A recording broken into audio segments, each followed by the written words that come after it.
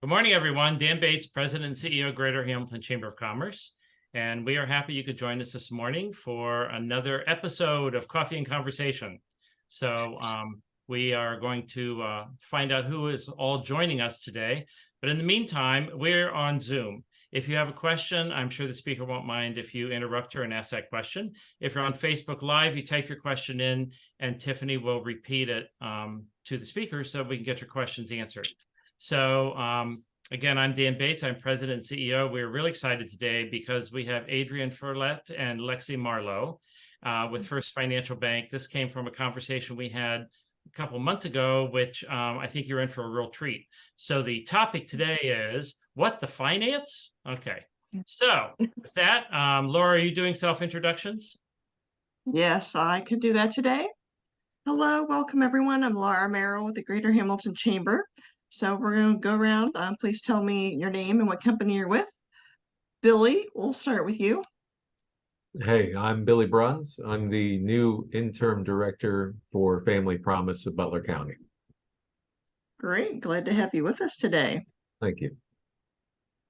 Jennifer. Good morning, everybody. My name is Jennifer Pierce. I'm with Modern Psychiatry and Wellness, and I am a program manager and TMS coordinator, and I do outreach for us. Great, glad to have you with us today too. Tiffany. I know you weren't expecting that, but you're next. I am Tiffany Grubb. I'm Director of Marketing here at the Greater Hamilton Chamber. And Ben.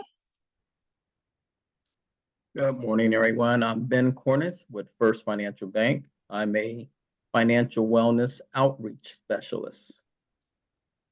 Wonderful. And Sarah. Hi, I'm Sarah Dodds. I'm the Community Operations Supervisor with Easter Seals Redwood. Great, glad to have you with us. And Zach. Good morning, Zach Bohannon, a Butler County Field Representative for Congressman Davidson's office. Perfect, glad to see you, Zach.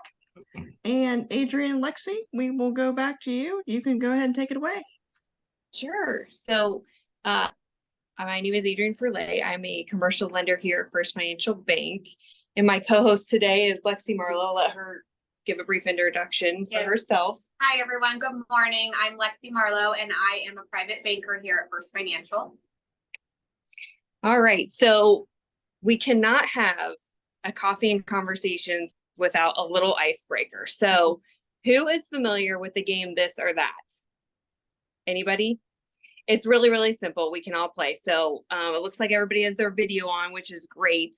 This will only take a couple minutes, but basically I'm going to say two things and you will raise your hand when I repeat it, which one you would prefer. So for example, the first one is mountains or beach.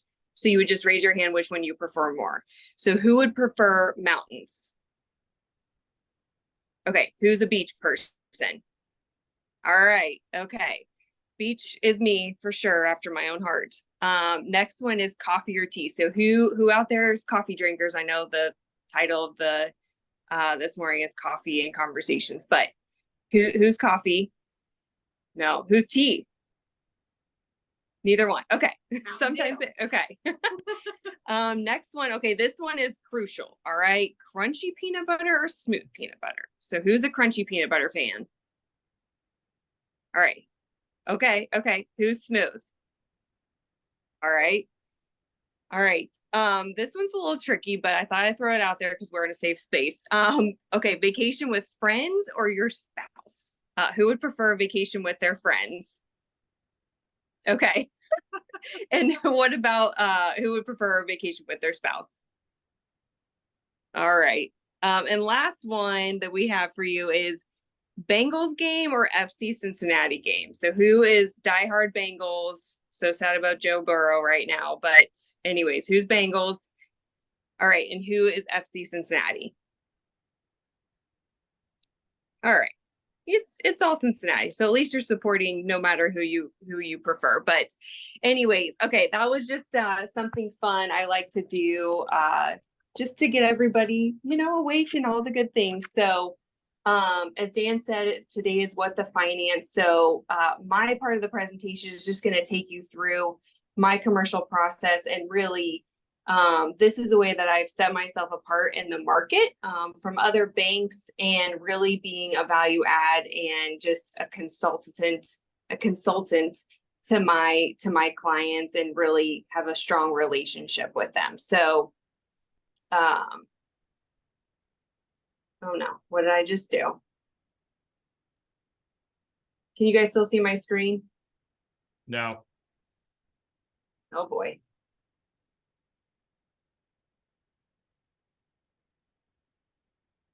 Me and technology this morning are not getting along, apparently. I can't see where I can share anymore. Can you guys see if I can share my screen? Or It looks like you do still have co-host permission. Let me remove it and then give it back. okay, here we go. Okay. Try it now.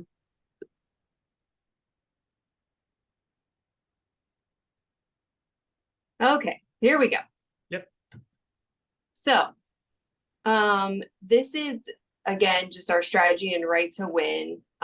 So again, this is something that when I'm visiting a prospect, a client, a COI, try to be really transparent in what our strategy and right to win is. So, strategy is, in essence, I'm wanting to grow the Greater Cincinnati, Northern Kentucky commercial banking group. In addition to growing our portfolio, we are responsible to collaborating with our business partners, and of course, active in the communities we serve. So Hamilton is, of course, a huge focus for us. Our headquarters has been there in the past. Growing community, really excited about re-energizing the relationship with Hamilton, especially. And then, of course, we want to approach our clients, prospects, and COIs with a holistic approach. Because we really want to be a value add.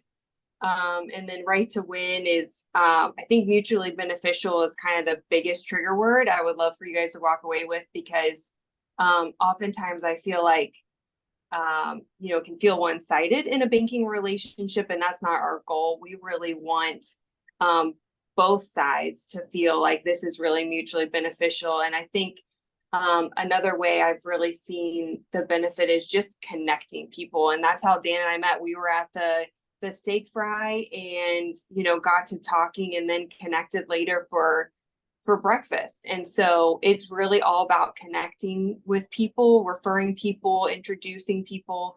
And, I really believe that's how we win, and that's how we grow our market. And I'm sure you guys can agree as well. So moving on. So communication is key for us. If we're not communicating with our clients, prospects, and COIs, then we're just, quite frankly, not doing a great job. So something that we find very valuable is making sure we're doing site visits, office visits, plant tours, so we can really understand the business, the functionality, the needs. At minimum, we're touching base on a quarterly basis. I'll show you kind of a spreadsheet I put together of financial metrics that I'll review on a quarterly basis with my clients and prospects. That's really been impactful as far as setting ourselves apart. But I can't stress enough, just the communication is key with our clients. We just cannot win and have a healthy relationship without it. So this is just an additional slide when it comes to communication. Risk is kind of a scary word in banking. But if we're not communicating with our clients how we evaluate risk, we're not doing a very good job. So it's really important we tell our clients, how do we evaluate risk? What are some things that maybe we see as far as the relationship, so we can pivot and adjust if we need to. Really important that we have those conversations. Not my favorite, but again, really important we have those conversations. And along with that, how we price our loans and lines and treasury management, we have those conversations so that our clients and prospects understand how we look at that. It's not a secret, so we definitely value communicating that. Going back to the quarterly check-ins, this is where we can introduce a product or service that we feel like would be relevant to our clients. And then loan structure is huge as well. So all these things really come through that consistent communication with our clients. Types of loans, we're not special here at all. We offer all the loans that I would say other banks of our size or larger banks offer. But I would say with this slide, you know, we do try to get creative and we're flexible with our clients. So again, just nothing special here, but you know, we do try to really take the time and understand what is the best product. Do we need to get creative and flexible with our clients to meet their needs? So moving on, financial covenants, everybody's favorite, I'm sure. But you know, this is how we underwrite loans. And it's really important that we pay attention to these on whether it's in the underwriting process or a go forward basis. So these are kind of the major covenants that we would place on a loan, and also what we would utilize to underwrite whatever the opportunity is at the time. So with that, wanted to show you guys, the company isn't here, but this is a deal point that I actually did for a company. And Dan, we talked about this, but I don't think I ever sent you an example, but this is the infamous deal point and what it looks like. So there's 2 slides. So this is the first slide, but really it's just 1 page, and it breaks down the historical financials as well as the collateral, the senior debt, what the ask is at the time. So really I'm breaking down the income statement, and the next page is going to be the balance sheet. And this has been huge for my clients. This has been by far, I feel like, one of the biggest game changers as far as setting ourselves apart in the marketplace in terms of commercial lending, because I haven't seen anybody else do this for their clients. Completely free. I take the time to do it and then review on a quarterly basis. So we can see their fixed charge coverage. The next, you're going to see the senior debt to EBITDA, which are the covenants on the previous page. But I mean, really, we can see all sorts of trends of the margin, revenue, you know, distributions are a huge conversation piece I have with my clients and prospects, because that takes directly out of the profitability. So it's important that I can stay ahead of that, because especially if we have covenant testing on an annual or quarterly basis, I want to make sure I provide as much information as I can to them in order for them to make the best decisions they can for their business. So here's the bottom portion. So you can see it gets pretty granular. You know, you can even say the days of payables and inventory and receivables. So like I said, I can't, you know, speak more highly of this tool that we use with our clients and prospects. It's just been very instrumental. And, you know, when you think about a client, you know, I feel responsible to help them get access to capital, right? And this has been a huge way that I've been able to help them access to capital. And also it helps me advocate for them to our credit team, because if I have this much of an understanding of the business and the financials, you know, I'm able to advocate for them in the best possible way. Does anybody have any questions so far?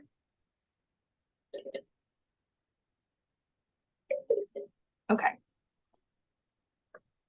All right, so here are some other financial covenants that we might place. And again, this can vary, you know, sometimes we look at it on a quarterly basis, sometimes it's an annual basis. And really, you know, this is really dependent on the size of the deal and then the type of deal it is. But, you know, I would say as a rule of thumb, $2 or $3 million would be the exposure where we would start to place covenants on our exposure. So regulatory environment, everybody's favorite. I know it's mine, but you know, this is something we all have to be sensitive to. So these are just a couple things, you know, that we've been faced with, especially over the past couple of years, in terms of just being cognizant. And that's where that risk comes into place. And that's where we would probably, you know, talk to some of these things as it pertains to the client or prospect, as far as, you know, what do we need to be sensitive about? And so those are conversations where we would be sensitive to, and of course, you know, keep our clients in the loop as if it's something that we need to address or be sensitive to. Not the funnest slide either, right? So where rates have trended, you know, prime is right now at 8.5, so pretty high.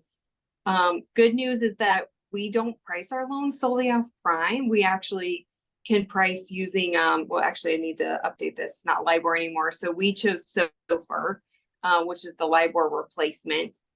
We also can use a swap, which is probably entirely other presentation that we can get on the books at some point, or feel free to reach out to me and I can talk through that as an option with you. But you know, we have other ways to price our loans and structure them, so we're not bound to prime. So you know, feel free if you ever want to know more about that. I'm happy to answer any questions. I'm not going to say the rates are great. I think all around it's kind of a tough environment right now because of how high rates are, but there are some other ways we can price the loans, as I said. So moving on, so structural considerations, cash flow is always going to be king.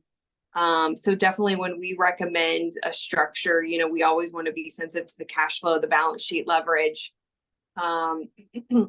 You know, we also want to be sensitive to making sure that we're putting the right ask in the right product. So, you know, we wouldn't advise an equipment purchase to go on a line of credit, for an example. So we want to make sure that we understand the ask, what is the long-term goal, and so on and so forth.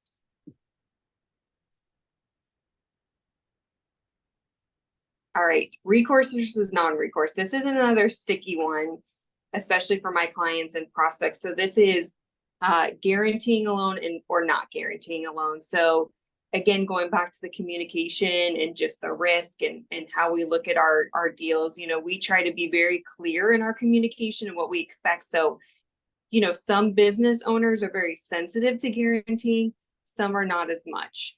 So when I have a client that's pretty sensitive, you know, I always make sure that I review this slide with them because it basically gives you the answers to the test, as I like to say. So, you know, if somebody's wondering, well, how can I get to a non-recourse or maybe even a limited recourse, a limited guarantee? You know, these are the answers. So I really appreciate that we're willing to put that information out there. I haven't seen, I've worked at a couple of big banks. I've never really seen the answers as to what does it take to not have to personally guarantee a loan. So, like I said, I really appreciate that we're willing to share that and help our clients come up with a plan to not guarantee if that's a goal. All right, so this is something I hit on earlier, just, you know, wanting to make sure we understand the ask, making sure we're putting borrowers in the right product, because if we don't do that, that could really inhibit their ability to access capital in the future, maybe put a strain on the balance sheet. So, you know, that's why we take a deep dive into the financials, make sure we understand the company and also understand that. These are just some additional examples of what, you know, some common mistakes that are made and, you know, things that we try to make sure we understand so we don't make them. So this is just kind of a breakdown of, you know, the different segments of our commercial team.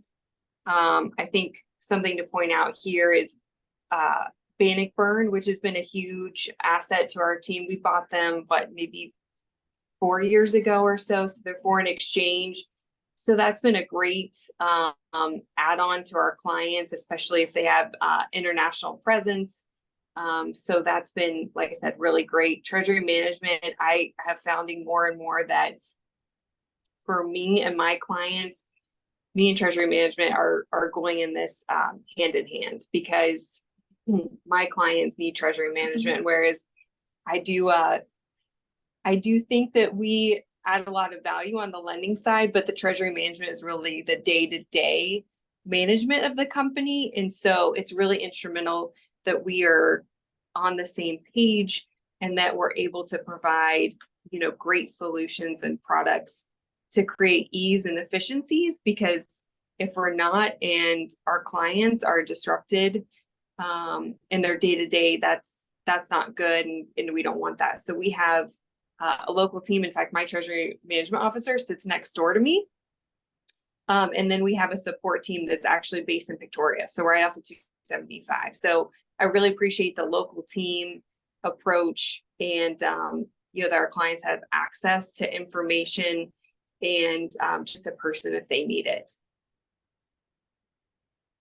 Moving on. So these are just some other things that we offer.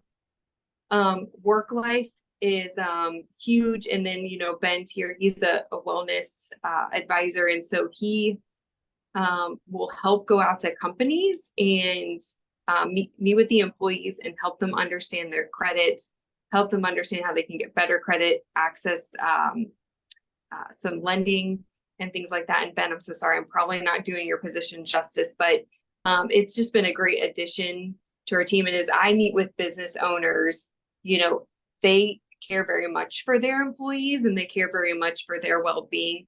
So work life and our wellness program have been really great to offer. It's a free service. It's just a part of the relationship with us.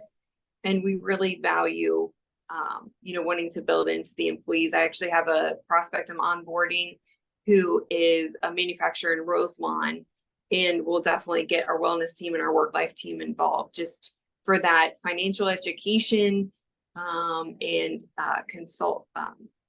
consultative approach, just so they can get help with their personal financials and they can do it on site, because we know that people are very busy and people have to get home to their children and their families. So it's really nice that we will go to the company location and be available on site.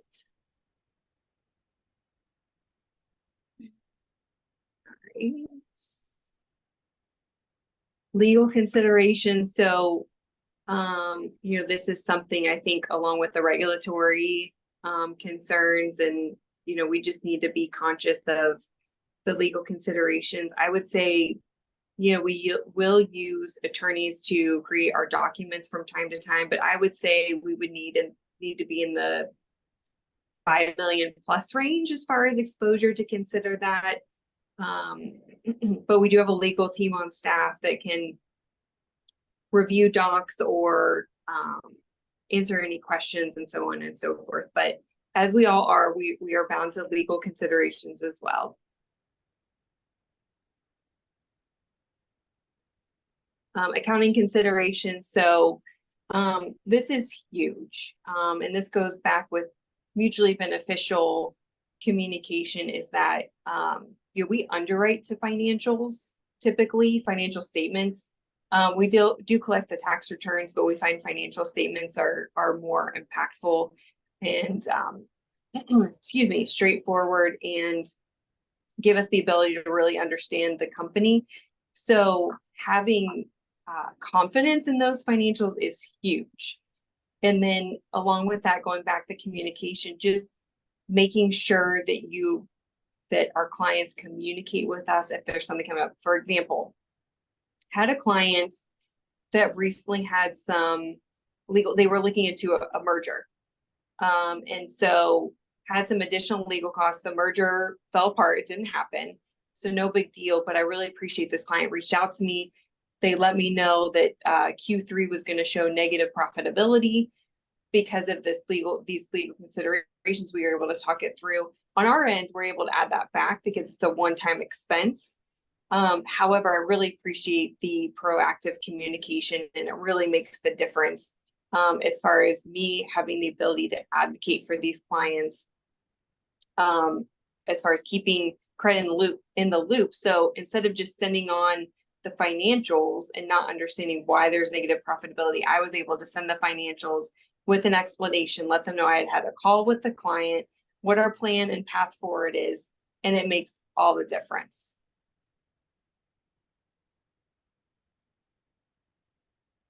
And then last slide here is, again, as I spoke about treasury management, it's such a huge key for our clients. And, I make sure in my process, especially when I'm bringing on the prospect, we meet on the lending piece, but the very next meeting is treasury management. And we're talking through what they use now, what would help them moving forward, how can we help with efficiencies, and so on and so forth. So really, really important that we offer that, and that, like I said, my treasury management partner and I are on the same page and able to just really have a team approach with our clients. So that's it for my part. Does anybody have any questions? I do. Okay. You've given us a lot of information.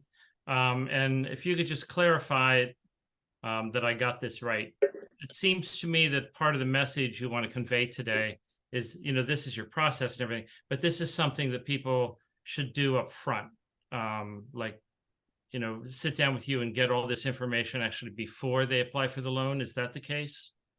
Yes. Yeah. Great question, Dan. So yes, I would say that when I'm meeting with a prospect, I am bringing this presentation. I might not get as granular as I did today, but yes, we're talking through the presentation. I'm leaving a copy because I think, in all fairness, before you enter into a banking relationship, it's important to be transparent in what both parties need, right? That goes back to the mutually beneficial relationship. So thank you for clarifying. Did I answer your question?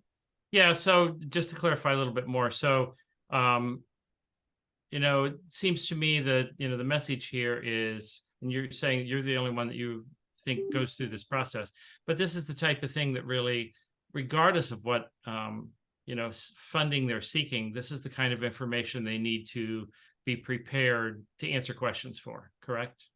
Yeah, absolutely. Thanks. You're welcome. All right. Well, I'm going to turn it over to my co-host, Lexi Marlow, here for her part of the presentation. Good morning, everyone. Thank you, Adrienne. Yeah, so as Adrienne had mentioned, here at First Financial, we take a team-based approach. And so my role on the team is to work with our private banking clients. If you can switch to the next. Oh, sure. Yep. Sorry, that would be great. So yeah, very similar to commercial here. We have a process and we have a strategy, and we also kind of have a right to win.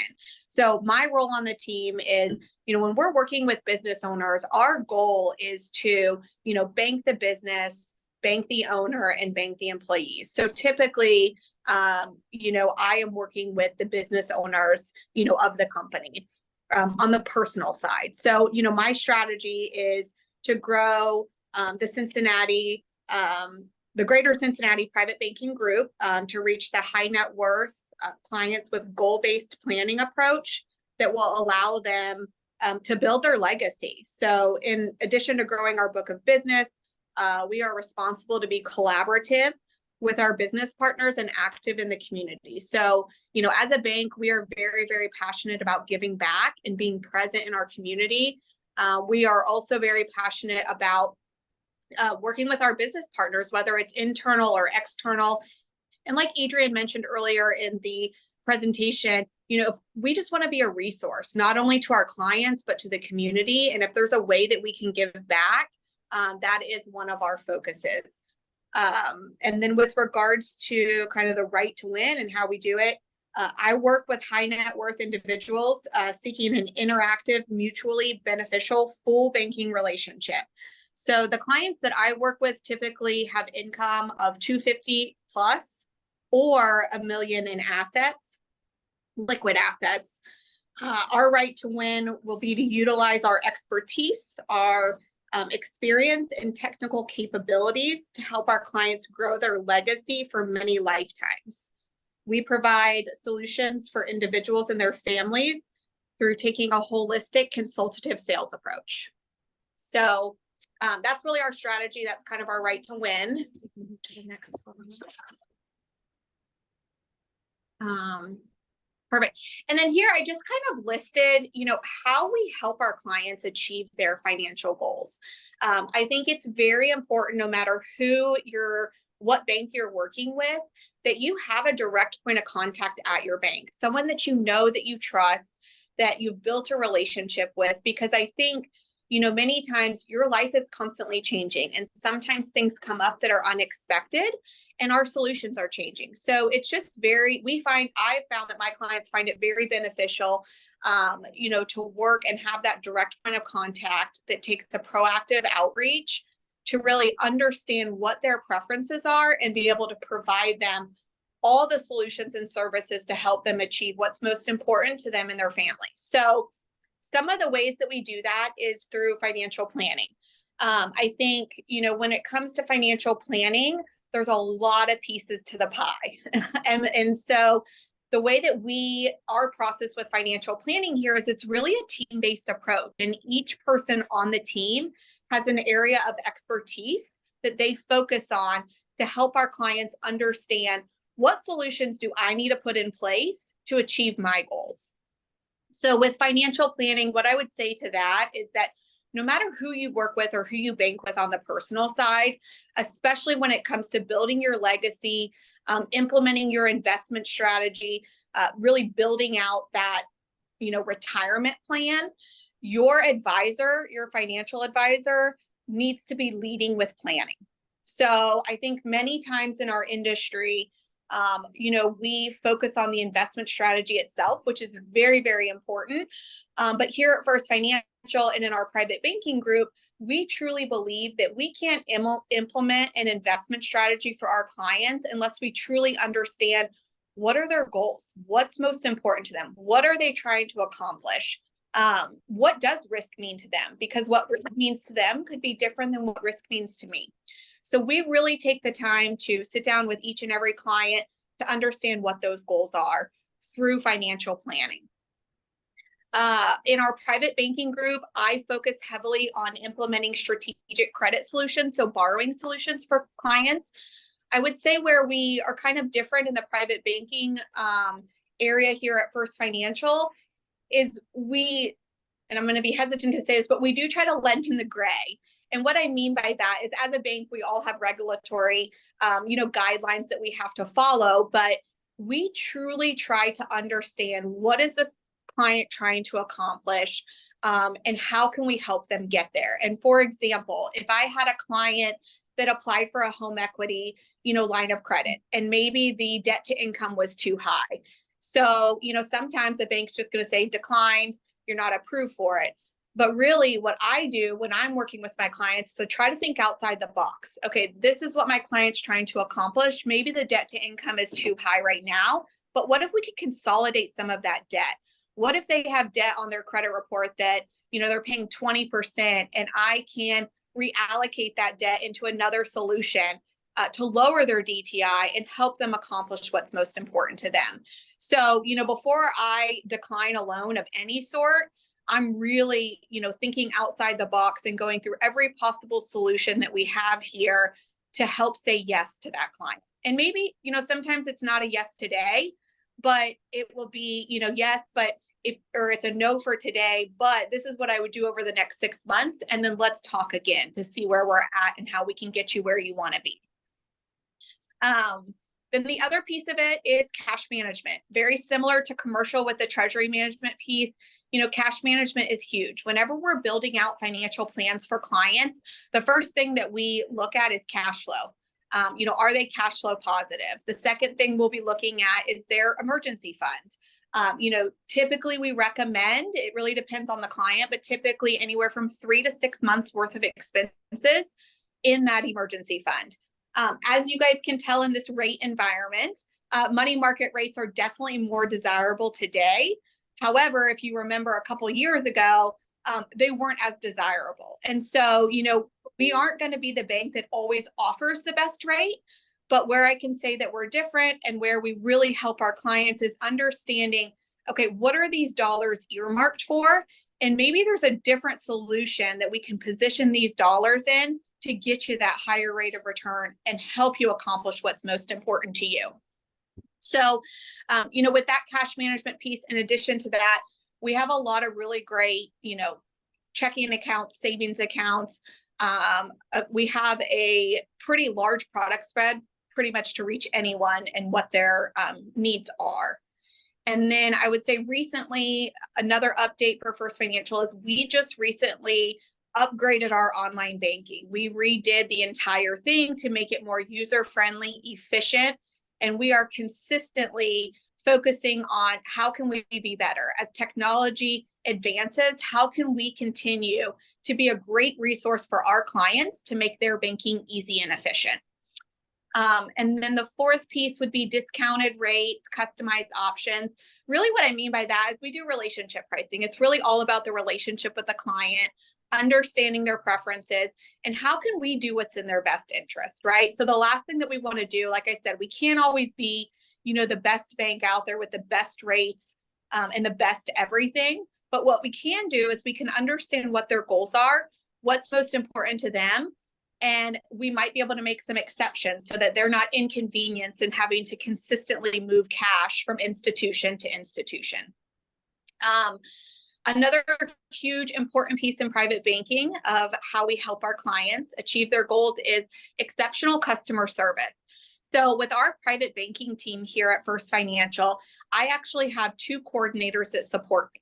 For example, when I'm out doing presentations like this to connect and network with our communities, or when I'm meeting with clients, my clients that are in my book of business still have needs. They still have questions. They still have concerns. So at the end of the day, we never want them calling a 1-800 number. Maybe their card got hit with fraud and they're kind of in that panic mode. We always want them to have a point of contact of someone they can reach out to help service whatever their concern is at that time. So I have 2 coordinators that when you call my office line, they are available when I'm out and in meetings like this and not available to connect with them, to support me, to be able to help and address any needs that they might have, which is a huge resource in the way that, we are our infrastructure, the way that we're structured here in private bank. It's a huge value add for our clients. In addition to that, wealth management. So as a private banker, I work hand in hand with, our commercial lenders, but also our wealth advisors. I am not a wealth advisor. I am absolutely a banker, but so much of what I do and the clients that I work with, their investment strategy and their tax strategy, risk management, all those pieces of the pie that we kind of tie together, I work hand in hand with our Yellow Cardinal team here at First Financial Bank. And then the last piece of it would be succession planning. Succession planning is huge. It's extremely important when we are working with our business owners, whether it's, the small business or whether it is commercial. They have to understand what their options are. What are their resources? What is their exit strategy? And I think many times business owners are like, well, I'm not going to think about exiting or doing anything with my business for the next 10 years, so I don't need to do anything. If COVID showed us anything, life is unpredictable, right? And sometimes we have to re-strategize what we're doing when we didn't expect that we needed to do that. So we think it's very, very important to just have a plan, understand what your options are. And that's an additional resource that we have here for our business clients at First Financial, to sit down with them, help them understand, okay, what are my options? What do I want to do? When I retire, do I want to sell the business to a family member? Or, what does that look like? So we go through all of that with them to help them build out that plan and really understand their exit strategy 10, 20 plus years before they plan to exit and retire. Can we go to the next? So these are just some personalized services. Some of them I've already kind of touched on a little bit, but one of the benefits to our private banking group is having a primary point of contact. So it's one call, right? You call my office line, you'll get my coordinator. You can even call me. And like I said, I work with a team of experts. So the nice thing about it is it may not be my area of expertise, but we know our clients are busy, whether they're business owners, whether they're not business owners, life gets busy. So the last thing we want our clients doing is calling a 1-800 number, being put on hold for 30 minutes, being transferred from this line to this line. We really want to make their banking easy, efficient, and kind of that one-stop shop. So I work with a team of experts internally as well as externally. Like I had shared, working with Adrienne very closely to help business owners grow their business. I work with our wealth advisors internally to really implement those investment strategies for our clients. And then externally, this is where the community gets involved in COIs. When we build out financial plans for clients, a lot of the times we're talking about estate planning. Estate planning is very important. I am not a lawyer. I know enough to be dangerous, but I'm definitely not the expert when it comes to that piece. So I need estate attorneys that I know and trust, that have worked with my clients before, that can be that resource to them to really build out their estate plan. Now we'll help advise on some of it, but they'll really be creating, the will, the powers of attorney. If our clients need a trust, So, we really believe in building strong relationships internally as well as externally, whether that is with CPAs, estate attorneys, or our internal partners. Preferred communication. I think Adrienne mentioned that in her presentation. Communication is key. At the end of the day, there's nothing worse than having a problem, a question, a concern. Your finances are very emotional. And so not having someone that you that will communicate within a timely manner. And I think in this day and age too, we've settled with poor customer service, right? And it's just the norm, like no one will get back to me. Well, we want to change that. We want to be different here. So I really try to understand, I take a proactive outreach with my clients. But when I first meet with them, I really try to understand what's most important to you. How do you like to be communicated with? Is it through phone calls? Is it through email? Do you want to touch base on a quarterly basis? I have some clients that are like, yes, please send me all the material you have. And I have others where they're like, once a year is good. I'm okay with that. So really trying to understand what are their preferences and make that happen for them. I will tell you, I look at my role as a private banker to be a trusted advisor to someone, and I sell relationships, not products. So my job is to truly understand what is most important to you and your family, and how can I help you accomplish your goals. If you'll switch to the next. And then the last piece really that I had to kind of share with you guys today, with regards to our private banking group here at First Financial, is our 4-step process. It's pretty simple. So my process when working with clients is the first initial appointment is a discovery meeting. I'm really trying to understand clients' expectations. What are your pain points? What are your family dynamics? Where are you at today? Where are you looking to go? And then how can I help you accomplish your goals? Majority of the clients I'm working with, they've won the game of retirement. They're never going to run out of money. They've been very successful. But when it comes to legacy planning, how can we grow their assets responsibly to help them be as successful as possible and help them achieve what their legacy goals are, whether that's giving to a charity or whether that's passing on, their legacy down to their children. That first discovery meeting, I'm really trying to uncover, what are the expectations and preferences of this client? What are they looking for from us as a bank, and how can I help? Then the second step in my process, and this is the part that kind of varies a little bit, because as a banker, there are clients that I work with, no matter how great our Yellow Cardinal team is, that they're very established with advisors outside of here. For example, at Fidelity or UBS or, Merrill Lynch, one of those other institutions. And so at the end of the day, we pride ourselves on relationship. And what is most important to me as a banker when I'm working with my clients and helping them is to just make sure that they have the resources, the relationships, and the solutions put in place to help them achieve their goals. So sometimes, when working with clients, they're already very established on the wealth management side of working with an advisor. Now, what I would say is that if the advisor that you're working with has never done planning with you, I think that in my opinion, that's a miss. I think it's very, very important. If you're going to implement an investment strategy for your client, you need to understand what their goals are. The way that you understand what their goals are and what their preferences are is through financial planning. So, financial planning. So we'll take a client through our analysis. We use something called Money Guide Pro. It's a great software that helps us to implement data to really understand, okay, where are clients at today? What are their assets? What are their liabilities? What are their goals, their income, expenses? And then we forecast that. And we, within that forecast, we take into account, inflation. We take into account, taxes, all of those uncontrollable factors, COVID, that we think that would affect a client's financial plan. So, and then we run those numbers to kind of give a client a gauge of, okay, this is what I'm doing. Can I accomplish what is most important to me? So the third step is really if they decide, hey, we really, love what you do. We love your strategy. We think First Financial would be a great fit, for our needs and want to be a part of private banking, then we will begin to build and implement that financial plan. And that's where it looks a little bit different. If you have an external advisor, I will work hand in hand with that advisor and be very respectful of that relationship. And I will focus more on the cash management and strategic credit part, maybe a little bit of the risk management. But really, when it comes to the other piece, your advisor will be doing the investment as well as the estate planning.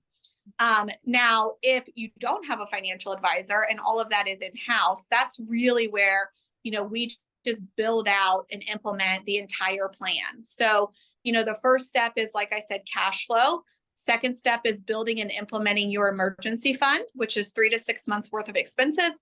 And then the third step of that is really understanding how can we build out efficiencies and maximize for your long-term growth, right? Of what you're trying to accomplish. What does legacy mean to you? So when building those plans, we input cash management, strategic credit, risk management. A lot of the times, especially working with business owners, say it's a partnership. What if something were to happen to your partner? How would that affect the business? Have you thought about that? What does that look like? So having an estate plan for yourself, but as well as having an estate plan for the business to understand those unexpected what if that we hope never happen, we want to make sure we're still planning for that. And then the investment management piece. And like I said, our investment management team here, our Yellow Cardinal and Wealth Advisors, they all lead with planning. So we truly, truly believe in we can't manage your investment strategy. I can't say that enough unless we understand your goals. And we do that through planning. And then the last piece of it is the estate plan, of really understanding what's the family dynamic of this client, right? And so, I think sometimes we have a lot of different resources here at First Financial. We have fiduciary officers, we have estate administration. And so when I'm sitting down with my clients to truly understand what's their estate plan, what is their family dynamic, and they're sharing those concerns with me, that allows me to implement the appropriate team moving forward. And sometimes that does mean working with our fiduciary officers or our estate team here. And then the fourth step in our process is really the ongoing review of the relationship. Like I said, this is tailored to each client.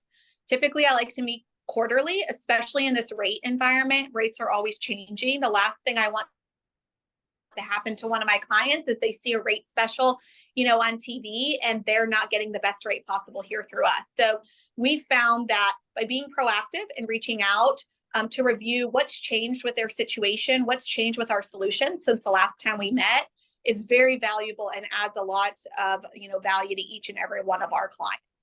I also send out educational emails just to inform our clients on, different things that they should be thinking about for their family. And then I would say the very last piece of it is just the service piece of the relationship. So just making sure that, we're making banking easy and efficient for all of our clients and truly providing them solutions that are in their best interest, not just that we're trying to sell a product or hit a goal, that we really understand what our clients are trying to accomplish and help them get there. So I know it's a lot of information. I'll kind of stop there and see if anyone has any questions for our private banking team.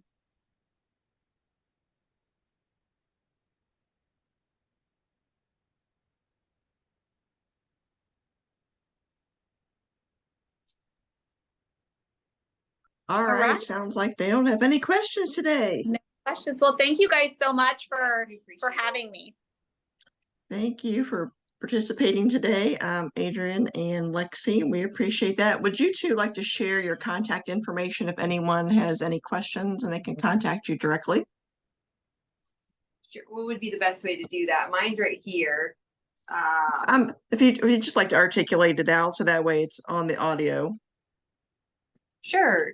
So, Lexi, why don't you go ahead? Yeah, I'll go ahead and go first. So my email address is ALEXIS as in Sam .Marlow MARLOW, the @, and then bank at first, all written out, BANKATFIRST.com.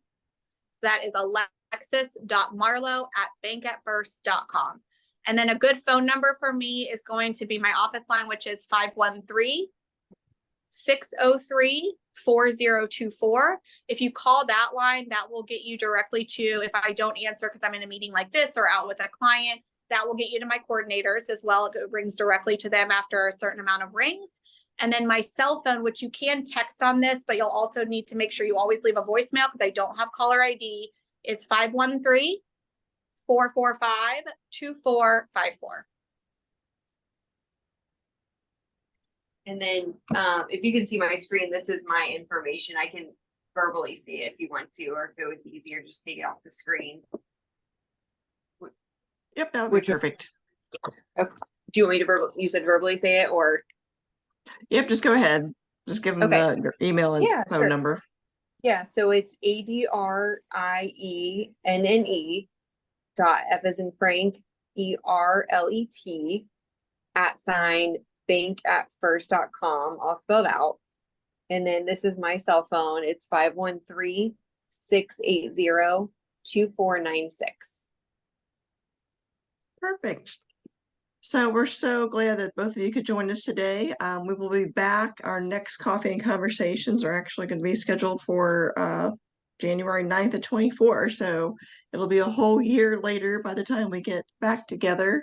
That'll be Tuesday, January 9th. And that will feature Jared Lockwood with Sandler. So we're excited about that. And we hope to see you all in 2024. Dan, you have anything you want to add? No, thank you very much. A lot of information. Hopefully that's a good thing, Dan, right? Yes. I think okay, I think it's great for people to understand the process so that they're more prepared when they, sit down to, have the actual application submitted. Sure, absolutely. Well, we really appreciate the opportunity. Feel free, anybody on this call or that's watching from Facebook, to reach out with any questions. Hey, thank you, everyone. All right, thank you. Have a great day. Bye, everyone. Thank you.